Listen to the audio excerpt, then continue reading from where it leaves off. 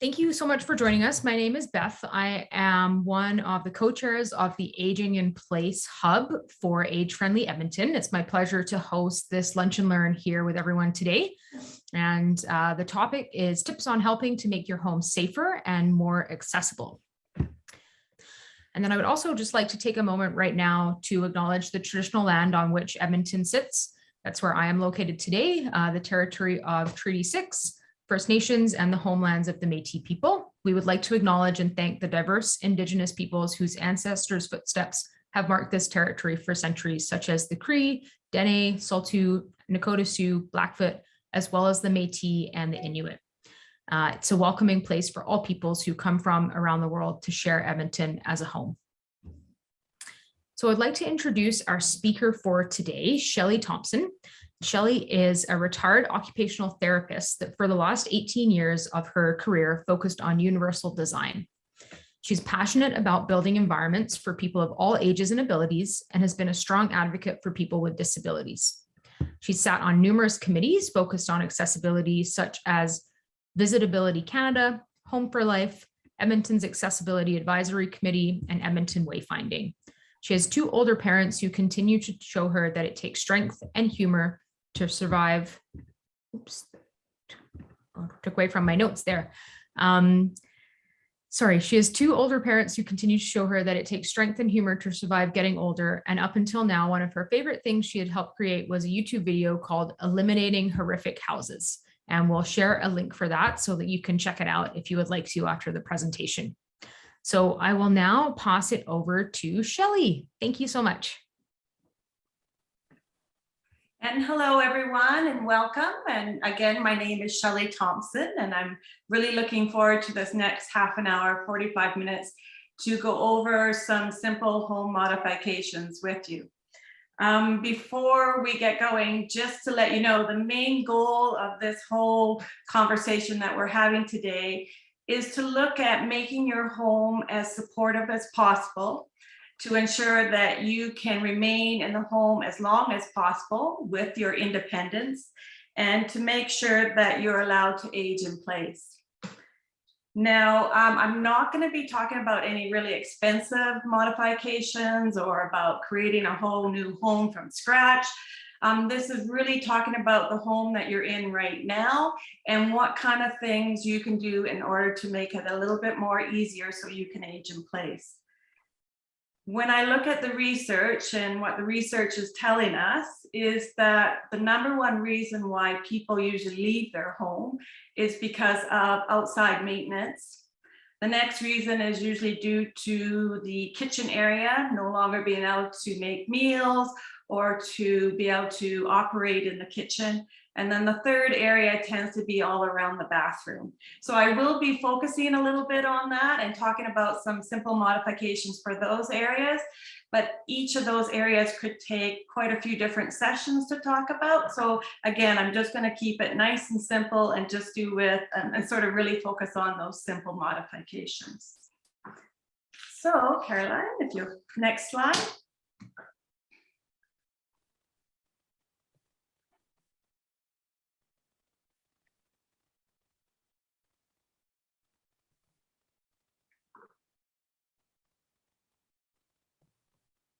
There we go. So again, this whole process, we're going to sort of talk a little bit about the aging process and some common perceptions that I've sort of have encountered as I have done a lot of home modifications with my clients. We're going to talk about the path of travel, the environment outside the home, again, look at that main entrance, the bathroom and the kitchen. Next slide.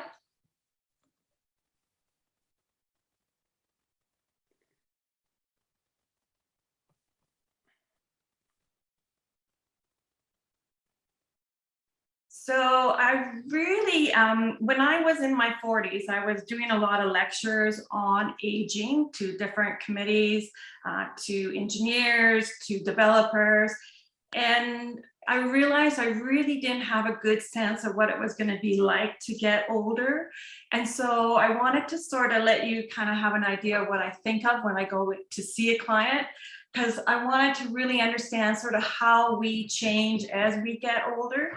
So this picture here that you see right now, that was taken, like I say, when I was probably in my 40s. I had rollerblades on, and the reason I have rollerblades on is one of the main things we see as we get older is we start to have issues with mobilization. So, you know, it's difficult with our balance. We can't reach down to the ground as well or get up and down off of the ground. Things just become much more difficult with mobilization. The other thing, you'll see I have gloves on in this picture, and that's because our dexterity, our ability to hang on to things, or the little fine control starts to get a little bit more difficult. I also have a weight on my around my neck, and that's because we start to lose our extension. So everything in our environment starts to get more focused down to the ground. You'll also see that I have some hearing, some earmuffs on, and the reason for that, of course, as we get older, we start to have some hearing issues. You'll see that I'm wearing these glasses, and actually these glasses are tinted slightly yellow because, again, as we get older, we start to see things with more of a yellow color. So the color pink starts to look more like rust. Things start to blur out a little bit. I have a bit of Vaseline actually on these glasses. And that, again, was things start to get a little bit blurrier for us. Again, one of the things we see with our eyes is that we just can't accommodate to light quite as well. So, you know, you probably find it yourself that when you walk into a dark room, instead of it when we were younger, only taking maybe 2 seconds in order to sort of go from light to dark and our eyes to adjust, it's now taking us up to 3 to 4 seconds, which can be quite a long time. Hence why I drive so slow when I go into a parkade now. I also have in my hand a glass of water because, again, as we get older, we start to have incontinence problems. So when I go and see a client, these are a lot of things that I'm starting to think about that we're going to be seeing as we get older, and that they're going to be possibly things that are going to be happening to them as they get older. The funny thing about this, and I love this slide, is when I was having it taken, my dad was taking the picture. There was a German Shepherd, a pup in the park, and it got away from its owner and it was making a beeline for me. And my dad was yelling at me, and of course, and so was the owner, but I couldn't really hear them. I couldn't really see them. I mean, I was just trying to keep up on my rollerblades, and that pup hit me and I went flying and I hit the grass. And I remember thinking, wow, so, you know, this is what it's going to be like to get older. Okay, I better start getting ready. And I have. My house, I have been adapting it for the last 20 years. Another thing that I kind of want to talk about is just some perceptions that I really notice when I go in to see clients and even within myself. These perceptions are, you know, just a natural human nature. But we often think if there's an issue or we're having a difficulty, it's something that we need to change. We need to change our behavior. Well, a lot of times I find really it's the environment that is so easy to change. And in 90% of the cases, if we change the environment, it will change the issue. The other thing, of course, is we all say we're never going to get old. No way am I going to get those issues of hearing loss or sight problems.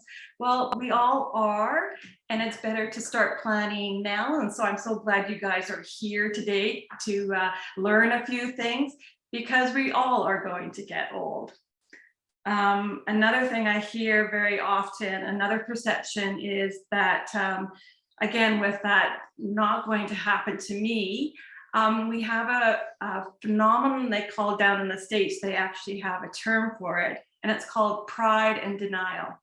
We have a lot of pride. We don't want to show that we have anything that makes us look weaker or what we think makes us look weaker. And so we often will, again, deny that any of this is going on. And then the fourth thing that I often hear is, well, you don't need to change the environment because, you know, this is really good for me that I have to struggle to get up and down. It's good. It keeps me in shape. Well, I hate to tell you, but as humans, we tend to really like to focus more on things that are convenient and easy. And if it's not convenient and easy, the less likely we will do it. And so the more likely that you will get out of shape. So just keep those things in mind. I go through them all the time when I'm looking at things and changing things in my environment. But again, we all, like I say, are going to be getting old. So next slide.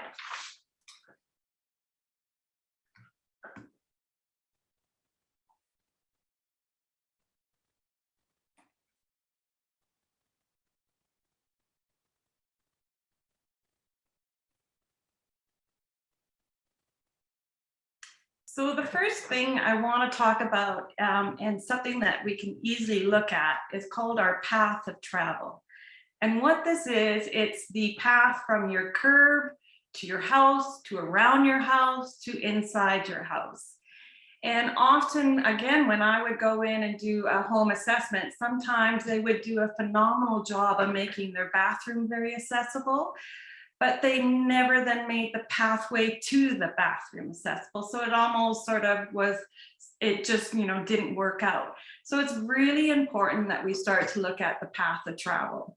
So what I want you to start to think about is, where are the places in your environment where you go from A to B? And so an example might be that you get up twice in the night and you leave your bed and you go to your bathroom.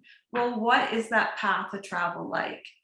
Then I want you to start to think, as you're thinking of that path of travel, to think of yourself looking like I did in the previous picture, with all those sort of different things that are changing with us, but to also think of wearing what I often would tell my clients to wear, a hula hoop. And what the hula hoop does is, eventually we might need some kind of assistance, some kind of mobility assistance. And that sort of just makes room for, if you had to wear, if you're using a walker, or if you're using a cane in the future, or maybe it's just really just having someone walking beside you and providing assistance. So that hula hoop just gives you an idea of how much space you need. Next one.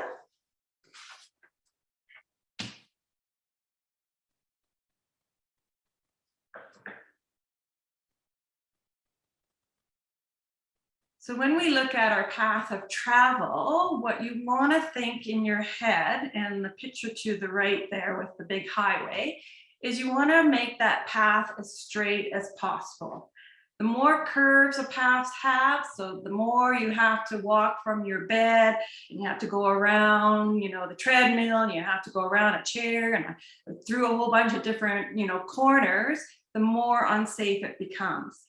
So look at your path of travel. If you go to the kitchen all the time from the bedroom, look at that path of travel and see how straight it is. If it isn't that straight, then see if you can move some furniture and a few things. Very easy things to do. The other thing that you really need to look at is clutter. Again, an easy thing to change in your home. If you have a lot of clutter and there's a lot of items on the floor or around you, and again, you're trying to get from that bedroom, that picture in the middle here shows, getting from the bedroom to the bathroom. Again, that's going to be another big safety concern. So we all have clutter. Really a good idea to start to sort of look at your home and declutter as much as you can. Again, trying to keep those pathways free of clutter as much as possible. And even outside, so you'll see the picture to the right at the top. I even find sometimes you're on the pathway and I'm first approaching a home, and someone will have a shrub that's all the way over the walk. Well, that again is somewhat of clutter, so if you can trim that shrub down, that would be perfect. The other thing we really want to look at in our path of travel is you want to look at safety things, such as, are there any cords that are going across that path? When we transition from a smooth floor to a rug, is that rug securely down on the ground? When we're going from, around things, often, a lot of my clients, they'll bang their knees and legs on the furniture because they're quite sharp. So we can look, you'll see a picture off to the right, and that's just a little device that's called a rubber stopper for the corner, and it just rounds it out, so you're just not hitting it and again, resulting in some safety concerns. So look at your safety as far as your cords and again, loose rugs. The other really thing that you should be looking at, and it's quite easy to change, is your lighting. You want to make your lighting as robust and as generous and as flexible as possible. So there's really 3 types of lighting. There's your natural lighting, there's your ambient lighting, the one that's all in your room up in the ceilings, and then of course your task specific lighting. And the more you can bring that in, the better. With the natural lighting, I love it because it really, you know, it's really good for us as far as elevating our mood, letting us know what time of day it is. But I do really sort of stress that not to use too much natural light in areas of high transition. Now, transition is, again, where you're going from a different surface or a different height. So an area of transition would be the stairs. And the reason I don't really like a lot of natural light there is because if you're going up the stairs and all of a sudden it's a very bright sunlight that's shining in, and then all of a sudden that changes, like a cloud goes over top of the sun, that can make it very tough for us. Again, our eyes are having a, you know, taking a little bit more time to adjust. So it makes it quite difficult to see the stairs. And because stairs are such a huge safety concern, I tend to really like to focus on trying to put as much task lighting, as you'll see in the picture in the bottom, as possible, because that's very consistent and very important in order to keep us being safe. The other thing I really recommend with lighting is that you should be using what we call a rocker style switch. So if you look at the switch down at the very bottom, this is a switch that allows you to, you can use your elbow, you can use your fist. You don't have to use a very fine coordination in order to turn it on and off. It's not like the little toggle switches that you see in a lot of the older houses. Really, rocker style switches are the best. So I would highly recommend you switching out your toggle switches to the rocker style. Another thing that's very easy if you're switching out the electrical or the light switch is to put in dimmers. Dimmers just allow us to change things. Again, our eyes are just, you know, having a little more difficulty accommodating. And so if the light is too much, we can dim it down, or if it's not enough, we can increase it. So dimmers are a fantastic thing to put on as many light switches as you can.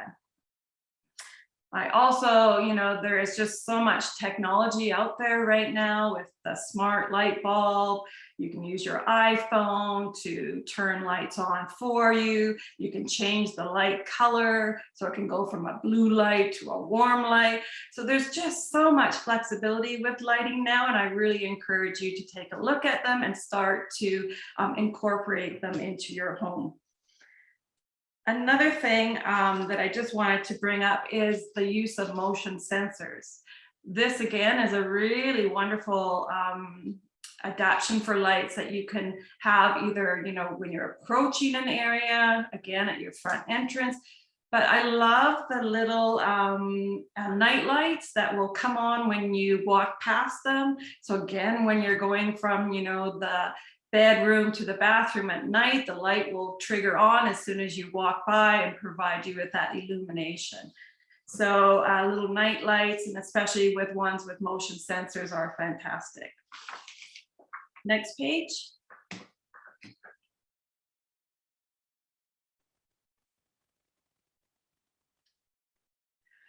And while we're kind of talking about lighting and again about path of travel, as we get older, one of the things that really affect us is glare. And I'm sure we all notice that we're starting to drive at night. Again, lights and that glare just really makes it quite difficult. So you really want to take a look at your home, again, at that path of travel, and look at your shiny surfaces. So if you say you have in your kitchen, the picture here to the left, and you have a glass table, we'll maybe putting on a lovely table cover in order to sort of decrease that glare. what happens is, again, our eyes just do not accommodate as well when we go from sort of a darker situation, and glare just can really increase our safety concerns. So another thing you want to try to do is to really sort of stay away from paints that are a high gloss. So if you're painting your house, take a look at maybe using a matte finish. The same for any type of surface that you have in your house. I just redid my hardwood floors and I put in a matte finish on top. So again, that I wouldn't get that glare that you see in the top picture of that apartment. This can just be very difficult for us when we're negotiating those paths to travel. The other thing is you really want to make sure that you provide a lot of color contrast. Again, things are getting a little bit blurrier for us as we get older. So, in the old days, it used to be phenomenal if you had an all white bathroom, as you see in the picture down below. But again, if you were to squint your eyes, you start to realize it's very hard to see where the shower starts, maybe where the counter ends. And so we want to really start to incorporate as much color contrast in things as we can. The picture up at the right, at the top hand, that's again, hardwood floor. It's kind of yellow. The walls are yellow, but what they did in order to show that there was a change is they incorporated that lovely gray strip. So there was that great color contrast there. If you look at the picture down in the middle, there's a big color contrast there too, from the black to the white, but they didn't make a contrast change from the, as you look at the wall to the floor. So again, if you're in a rush or you're doing something and you quickly turn and you think you're at the end of think you're in the middle of the bathroom, you could be at the end and just crash into that wall. So we want to really make sure that we have lots of color contrast. And that goes all the way to anything that you're using. So knobs that are on your cabinets, really wonderful to have those to have a high color contrast. Anything as far as furniture, again, it just distinguishes things in our pathway so that we know we can either grab them quickly or to avoid them. So really look at color contrast. Next slide.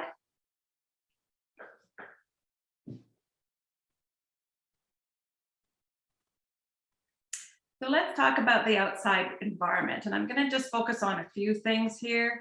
I know with COVID, really gardening has really taken off, which is wonderful. I know most of the clients I visited were really huge into gardening. And I think one of the best things that we can do when we're looking at gardening now is to look at raised garden containers. Next slide.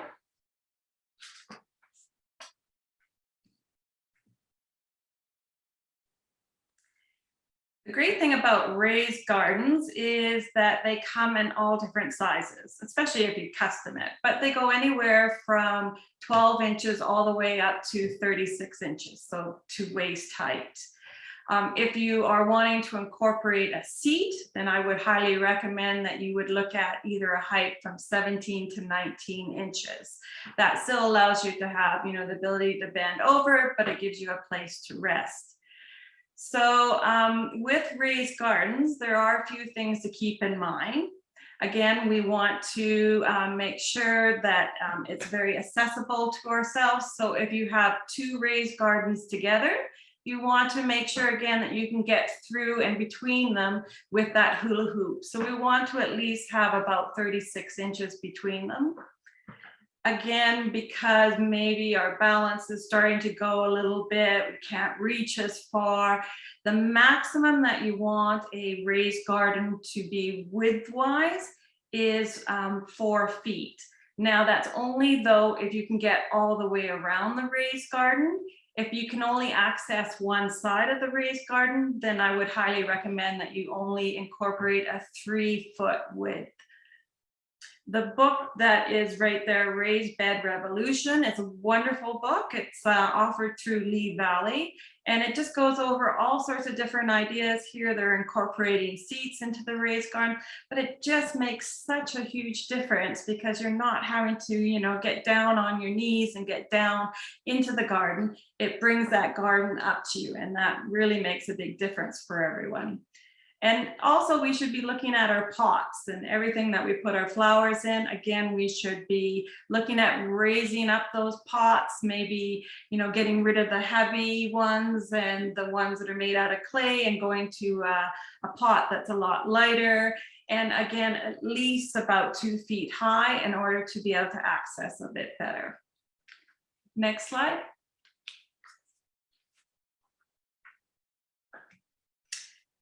These are some items that I usually find I'm, again, always recommending to my clients. The first thing we really talk about, again, when we're looking at the outside environment is benches. Again, our endurance just isn't quite as much as it used to be.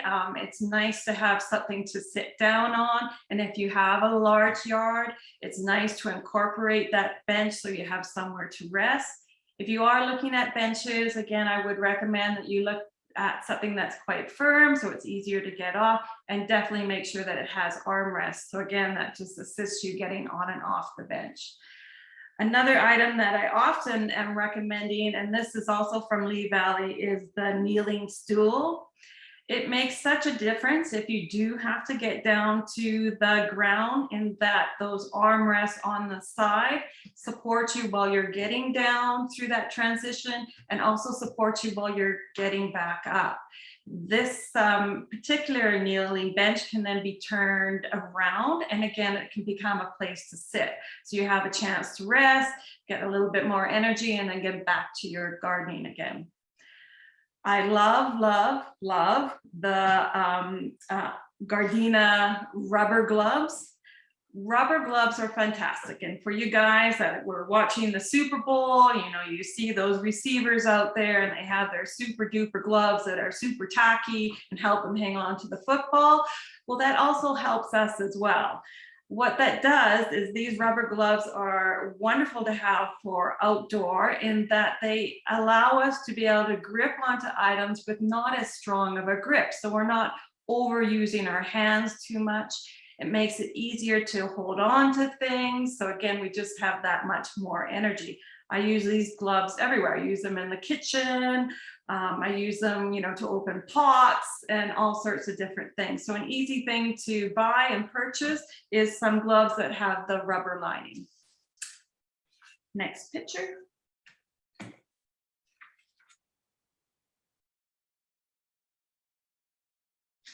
So let's start looking at our main entrance. Again, the main entrance is so important because this is where your friends come, and this is usually where you enter your home. When we're looking again at the main entrance, you really want to make sure that it is, again, that path to travel is well defined. You want to make sure it has the good lighting, it's as straight as possible, it's free of clutter, all those kinds of things. But the other thing, and I find most entrances, especially here in Edmonton, in Canada, is most of our homes have at least 1 step, 3 steps, 6 steps to enter. So important to also look at those steps.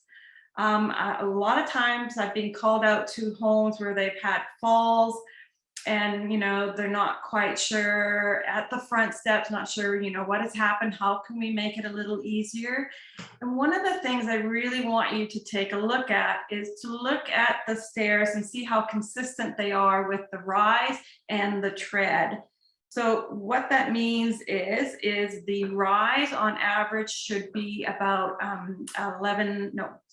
should be about 7 inches. And then the tread that we step on should be in around about 11 inches, although I think that's increasing to 12 just because we're just getting much bigger kids with bigger shoes. So what you want to do is make sure that that's consistent. A lot of times what happens is the concrete approaching those stairs starts to change. And so that first step becomes, instead of it being a 7-inch rise, it becomes a 5. And that inconsistence of sort of change of height can make quite a difference. And what you can find is when you're, really trying to approach the house or leaving the house when it's fast, again, we sort of accommodate, we get used to that 7 inch, 7 inches, 7 inches down. And if all of a sudden it changes, it can cause us to stumble and fall. So often I will really look at, again, making sure it's very consistent as far as the stairs. And on some of the homes, especially if the stairs are made out of wood and they have an opening at the back as far as the rise, I would really highly suggest that you enclose that rise in. Again, it's just so easy for the foot to go through. Our perception sometimes, our depth perception sometimes changes as we get older. And again, it becomes quite a safety issue. Next slide.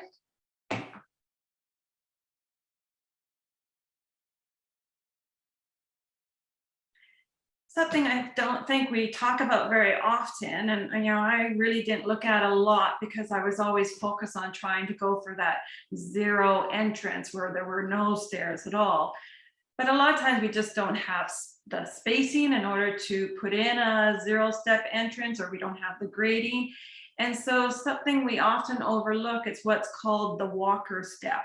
And the walker step is a little bit different than a normal step in that the rise is a little bit shorter. So it's usually about 3 to 4 inches high, and the tread is a lot longer. So we're looking at something anywhere from 20 to 24. This is my backyard on the left. I had just put in a new deck. And so I really wanted to make sure that I was able to get up onto that deck. I didn't have a lot of room to put a big, huge ramp in. And so I put in walker steps. And this just allows me that as I get older, I'm able to then take that walker step up, get stable, get up onto the next step. And it is a really nice progression compared to, say, if I had built the deck with just 2 steps in the regular fashion. So when you are thinking of, doing some changes and you do have an elevation change, we sometimes can't go all that way to the gold star of having a 0-point entrance, but we should also maybe start looking at what I call the walker step. Next slide.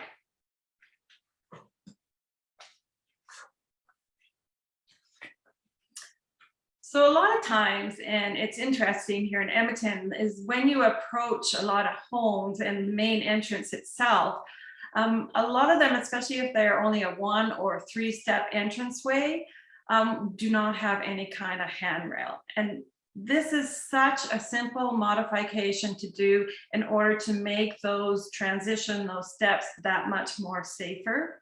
So I highly recommend, if you don't have any kind of a handrail at your entrance, that you start to look at one. And you can get handrails anywhere, Rona, they have ones that are already prefab. But what you want to look at when you're looking at a handrail is you really want to make sure that the handrail is in high contrast to the surface that it's on. So if it's against a wall, make sure, again, we have that high contrast color. Because again, if we are in the process of slipping and we need to grab that rail, we want to be able to really see it.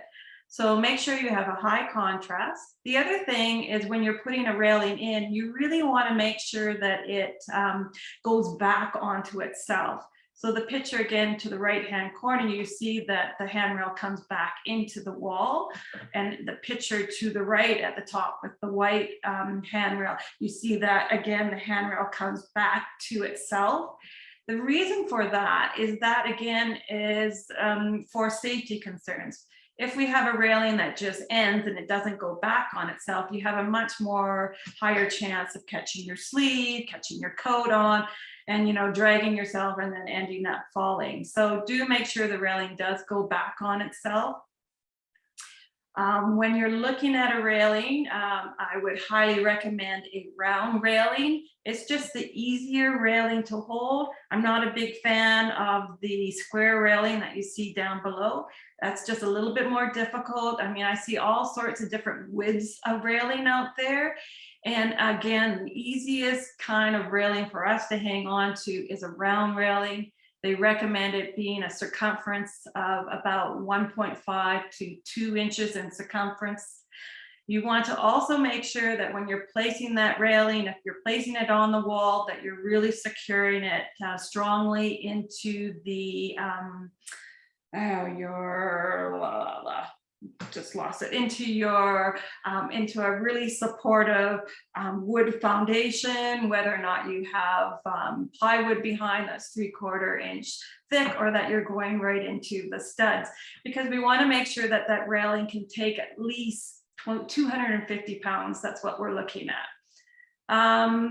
The other thing is you want to make sure when the railing, if you're attaching it to the wall, that the maximum that you are, the space between the wall and the railing, that the maximum be not more than 1.5 inches. And the reasoning for that is that, again, if we're having to quickly grab onto that rail and we slip and our hand goes through, our whole arm doesn't get stuck in the railing. Well, our feet are ending up going down the stairs, and then, you know, ending up with, again, problems of pulling the shoulder and stuff like that. So do make sure you look at the spacing between the wall and the railing. And something I really like to incorporate in, it's, you know, it's really makes a big difference, is what I call indicators. And so on the picture at the bottom, if you take a look at it, you'll see just about at the very top of the picture, 3 little dots that are on the railing. And what these indicators do is they allow you, or they indicate to you, that you're coming to the end of the staircase. You know, how many times do we go down a stairs and we're busy on our iPhones, or we got something in our hands and we can't see that, you know, the steps, and you're wondering, am I at the last one? You think you are, and then you go to step thinking you're on the threshold, and you really have another step, and you end up, you know, having all sorts of issues. So what I like to do is, if it's a wooden rail, it's just placing like 3 lovely little nails. Sometimes I use nail polish just to build it up, but these are just, your hand is just sliding along, and it's a wonderful way to let you know, another way to let you know that you're coming to the end of the staircase. Next slide.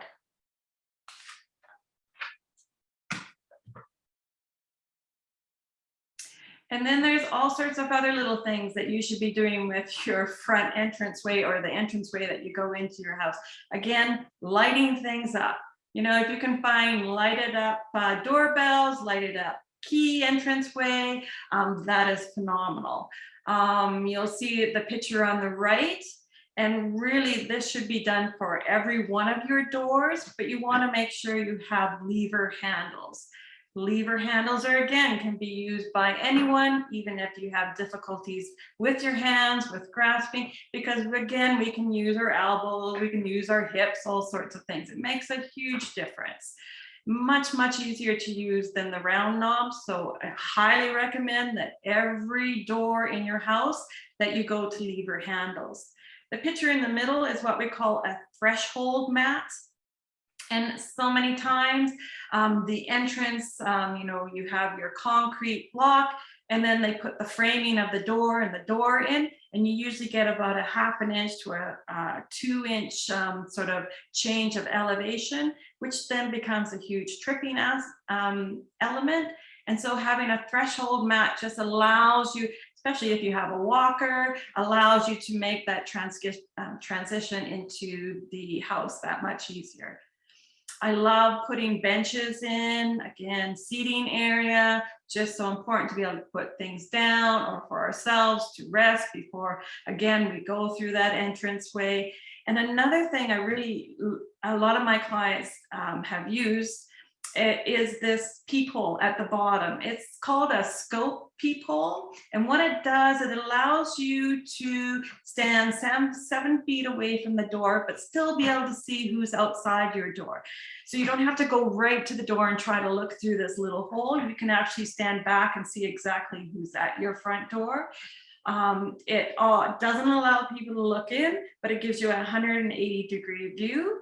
That is wonderful to have. Of course, technology is coming around where now we have doorbells with cameras, we have cameras. And so that, again, just helps with that element of making sure our entranceways are secure. Next slide.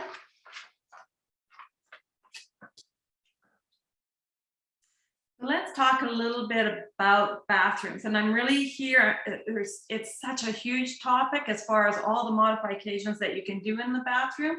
I, again, just want to focus on one element, and that's going to be the toilet. Next slide. So with the toilet, and again, the reason I want to focus on this, it's just such an easy change. Most of us, a lot of us may have toilets that are the old style toilet, which is a 14-inch height. As an occupational therapist, I don't know how many raised toilet seats I handed out in my lifetime, but now we're starting to see more. It's become commonplace that we're now getting into what's called a universal or a comfort toilet. And that height is at either 17 or 19 inches from the seat down. This makes a huge difference. I mean, we're using the toilet all the time, and to have those extra inches just makes it so much easier to get on and off the toilet. If you look at the picture below, again, the standard toilet, our knees are a little bit higher than our hips. And so to get that first sort of bit of a lift to get off is quite difficult. Well, when we go to a comfort or universal toilet, it's just so much easier. The other thing I often get asked about is about the toilet shape. And I would highly recommend that you look at elongated toilet shape compared to a round. And the reason for this is they are both the same width, but the elongated is about 3.5 inches longer.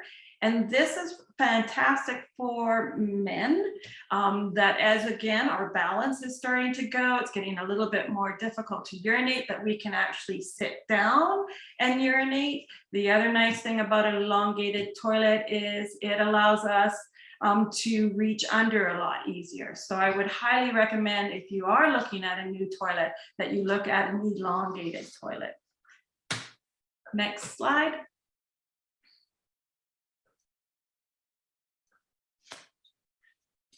And toilets are phenomenal, and I cannot tell you all the changes that they're making with toilets. But the other thing I really want to stress with toilets is looking at a bidet. Europe is way ahead of us on this. Canada is just starting to catch up, but a bidet is a wonderful device, and you can get either an electronic bidet or a non-electronic bidet.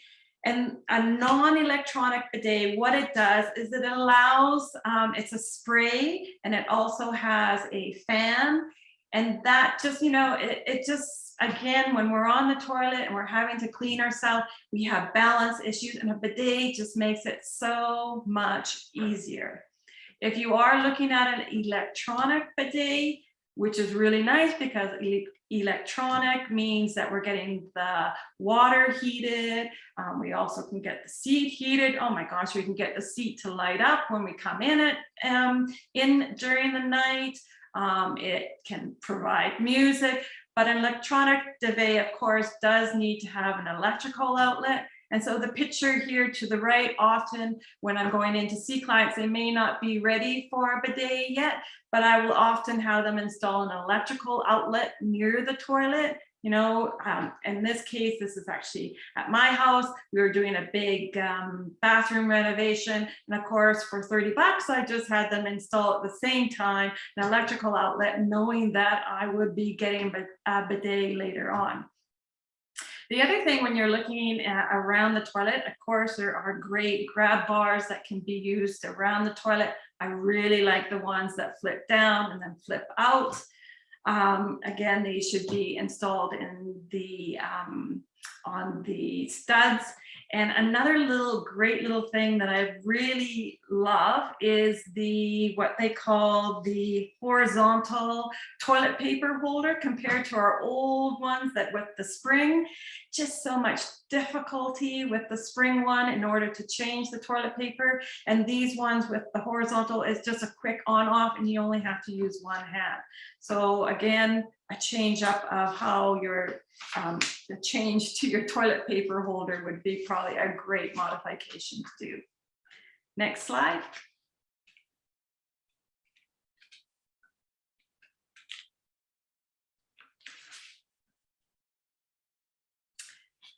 So just a few things for the kitchen. Again, another huge area that we could take hours and hours to talk about. I think the big premise here, and that I often talk about with my clients, is we really want to make sure in the kitchen that we're placing items ergonomically in a position between our shoulders and our knees. That's the easiest place for us to reach for things. It puts less stress on our back and our shoulders. So you really want to look at your kitchen and where do you place things. And again, trying to keep everything in between your shoulders and your knees. So here we're starting to see a lot of times we're now moving the microwave down and making sure, again, the stove is in a good placement.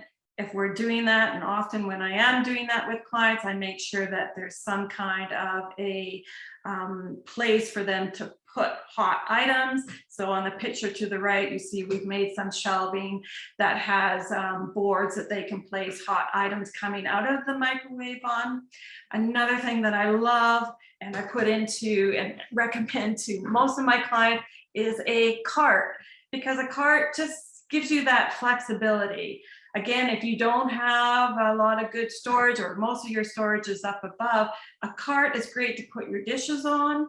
You can then take your dishes from the dishwasher to, you know, the table back to the dishwasher. It's another surface that you can cut on. And it's just a really lovely, flexible device to have in your kitchen. Again, make sure when you do that you have a good handle on it, that it's very sturdy, has good large wheels on it, so it can, again, if it has to go from a smooth surface to a rough surface, it's able to do that. Next slide. So again, really looking at where you place things in the kitchen. Again, trying to keep between that shoulder and the knee, as you can see in the picture to the left in the green. So the picture next was a picture of me at one of my friend's house. And what we did was we lifted up the dishwasher 6 inches. And by doing so, we then also moved her dishes, so that again, they were in that comfort zone. And it just, again, do you not sometimes feel like doing the dishes is deja vu? You're doing it so often during the day. This just made, again, the stress on the back that much easier. I would highly recommend for any cabinets in your kitchen, if you convert them to slide out. There are so many different products out there that you can get in order to convert a cabinet into a slide out cabinet. It just, again, makes it much easier. You don't have to reach as far. It doesn't throw you off balance. You're able to reach things at the back and really use that cabinet as much as possible. And they have these slide outs for everything, all the way from garbage, you know, to your cleaning products. So if you can, incorporate as many slide outs as you can. Again, we really want to make sure we're using a sort of more universal design cabinet pull. So what we call the picture down below, we call that a D-shaped cabinet pull. Much easier to get the hand in than little knobs. So again, switching out your cabinetry hardware into D-shapes really makes a difference. And things are changing. I know I was just watching a show on the kitchen and the faucet, and down in the States right now, they had a big trade show, and the new kitchen faucets that are coming out, it's all voice activated now. So, I mean, that makes things much easier. So again, look at when you're putting in new devices that you're looking at things that just make it a lot easier. Next slide.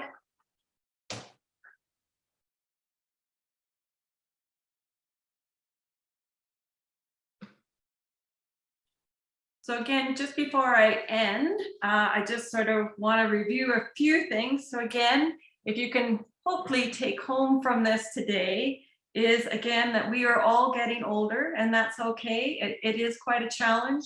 But again, if we can change the environment to support us and to allow us to remain in our houses, all the better.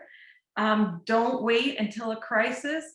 Do it now. I've been working on my house for the last 20 years and will continue to keep working on it and tweaking it, again, to make sure that I can stay here for as long as possible. You want to really think about that path of travel. You want to think about handrails. You want to look at your toilet. Again, if you can, install a higher toilet. And the other thing is you really want to make sure you have those lever handles and the toggle switches, not toggles, the rocker switches for the lights. Those things are almost a must. So anyways, I hope you enjoyed that, and I will give it back to Beth and we'll go from there. Awesome. Thank you so much, Shelley. That was really, really informative. There's so many little things that we need to be thinking of. And even me, I'm having like little ideas and thinking, oh, I could just easily do that or easily do this.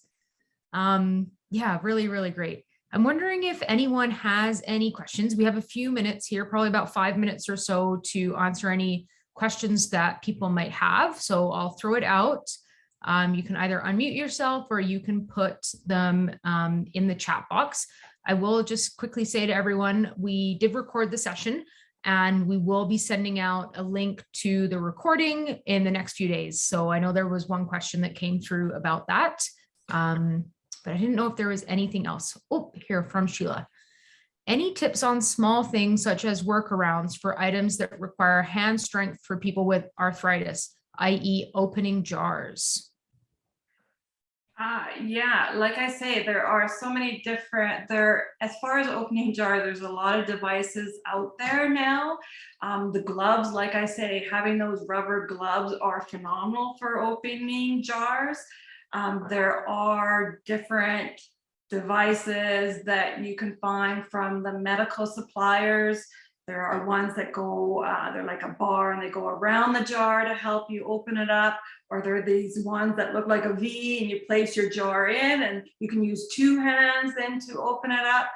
But yeah, I would say it's really looking at, especially with grip strength, you want to look at things that have larger handles, and you definitely want to look at things that are easy to grab or that have a rubber handle. So that makes a big difference. Awesome. And then another question that came through was, what is the role of an occupational therapist and where could people potentially access an occupational therapist if they needed some advice?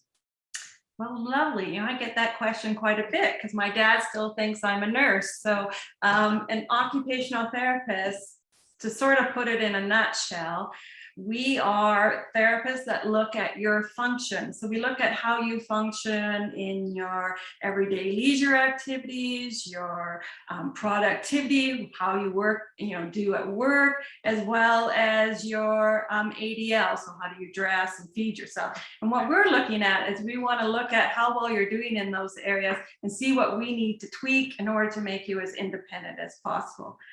There are occupational therapists in the hospital system for sure. Home care, that's one place that if you're needing to get an assessment, you can ask for an occupational therapist to come into your home and be assessed. There are very, very few private occupational therapists because there's no coverage as far as insurance for them. But yeah, I would access definitely your home care, and even you could go through Sage. I'm sure that they would have some recommendations of where you could find some occupational therapists. Yeah, I know as well. I think some PCNs now, so if you're part of a primary care network, I think they have access to occupational therapists. So through your family doctor might be another resource as well. Yes. One more question here, and Shelley, I don't know if you'll have the answers to this. I'm hoping that you will. It's, are there Alberta grants for seniors to make some of these small modifications like you've suggested? It's really, really sad here in Alberta. We do have one program called SHARP, senior, anyways, it's called SHARP. And it's a program for seniors who, as a single, only make, I believe it's $29,000 or less. Or if you're two of you who are seniors in a home and you make less than $49,000, you then can access these funds. I've had a few clients try to access it, and it's been quite frustrating because you have 1 year in order to, first of all, get your contractor, get the prices. You then have to send the information all in. Then you have to hope that your contractor is ready to go, and everything has to be completed and done, receipts and everything in within a year, then to get reimbursed for these. And I believe it's only up to $5,000. Other than that, we really don't have very much here in Alberta at all. We have Alberta Aids to Daily Living, and the only thing they really provide is for more your raised toilet seats, your bath bars, and that's through an assessment through an OT or physio or a nurse or an ADL authorizer. Yeah, it is just really, really sad. I've gone all around the world and looked at different programs, and I loved in New Zealand, they had a program that as soon as you turn 65, every person got $5,000 towards renovating their home, putting in bars. It was just an automatic, and I really wish we had that here. I'm part of the baby boomers, so I'm going to make sure my voice is raising up and that we can start pushing the government to get more loan programs and stuff here in Alberta. So I hope all of you will do that as well. Hi, Shelley. Can you hear me? Yes, I can. It's the loan ceiling is 40,000, not 4. We just got a loan from them, not for 40, but it was up to 40,000 they would lend us. Okay. And we got, what was it, 15 or something like that thousand to cover some of the things that we needed to do. It's a good Perfect. And program. how did it go? How was the process for you? It was quite easy. The contractors, like you say, can be a problem because of their dates and all that stuff, but it wasn't difficult. And they were all really nice to deal with at the offices and stuff. And it's supposed to be in our account by Friday, is what they said. Well, good for you. So I'm glad to hear something positive about it. So that's good. Yeah, so we've done some good stuff in here and had an occupational therapist through the seniors program come out and talk to me and help. And she's been wonderful too. So I think we have some good stuff in Alberta. Thank you so much for sharing that, Jean. It's good to hear a positive story. And I'm just looking at the time here now. I just want to thank everyone so much for coming and apologize if we didn't have a chance to get to your question. But feel free to email us at agefriendly@edmonton.ca. I think there's some information on the slide there.